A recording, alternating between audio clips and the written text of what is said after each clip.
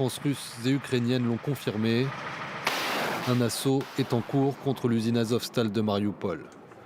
Une nouvelle tentative de Moscou d'anéantir la dernière poche de résistance dans cette ville portuaire stratégique. Le régiment Azov, la milice nationaliste qui forme le gros des troupes ukrainiennes toujours retranchées à l'intérieur, a diffusé ces vidéos montrant 2 femmes victimes de bombardements dans la nuit. Ces 2 filles étaient dans la cuisine. Il n'y avait pas de soldats. Il n'y avait pas de membres d'Azov. On se préparait pour l'évacuation. Le cauchemar se poursuit donc pour environ 200 civils, toujours abrités dans les sous-sols du complexe métallurgique, selon le maire de Mariupol. Il estime à 100 000 le nombre d'habitants encore présents dans le reste de la ville, aux mains des Russes depuis la mi-avril, soit le quart de la population d'avant la guerre. Et s'ils ne vivent plus au rythme des bombardements et peuvent désormais ressortir à l'air libre, leurs conditions de vie sont plus que précaires.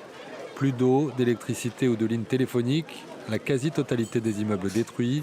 Face à la détresse de la population, les séparatistes du Donbass, qui ont pris le contrôle de la ville, promettent des jours meilleurs. Avec le soutien de la Fédération de Russie, un très sérieux et énorme projet de construction est prévu, que nous pourrons voir dans un avenir très proche.